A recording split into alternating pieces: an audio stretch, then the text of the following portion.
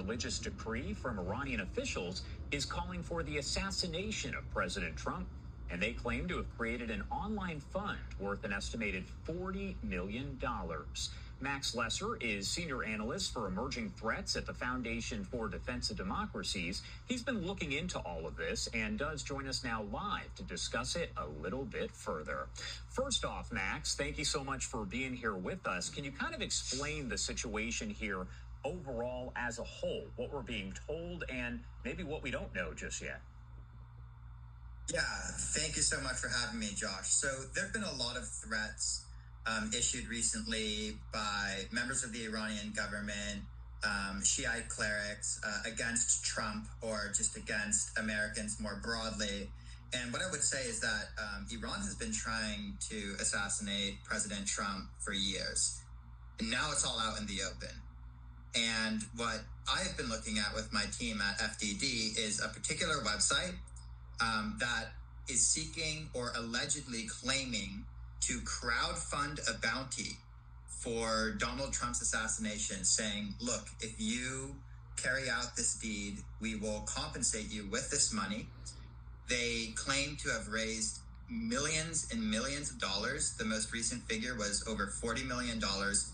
We have no idea if this is a legitimate number or not, but it's a clear effort to try to mobilize and motivate any sympathetic audience to carry out an act of violence against President Trump. What first brought the site there to your attention? And I'll be honest, I can't really pronounce the name of it. I don't know if you can, but what made it kind of stand out to you as a potential threat? Yeah, so the website actually takes its name for the Arabic word for revenge. And a lot of time what I have my team do, we monitor for malicious Iranian activity.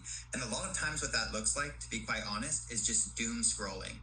People are probably familiar with that term, just doom scrolling on social media, scrolling and scrolling and searching and looking for these little needles in the haystack. And so one of my remarkable interns actually came across this website and flagged it to me very early on, back on July 8th. And what I immediately wanted to do, we saw that it was clearly an Iranian website. It had a .ir domain name, which shows that it was created in Iran. And what we wanted to do was to go in and actually see, well, who actually created this website? Was this potentially an Iranian government effort? Was this just a vigilante effort? And when we looked at it, we actually uncovered the identity of a man who was involved in the creation of the website, which I'm happy to chat more about. And that man actually has historical ties to the Iranian state broadcasting group. So we actually were able to identify the man, one of the men behind this website, and reveal his identity. I do want to talk more about that, of course. So tell me what you learned about this guy.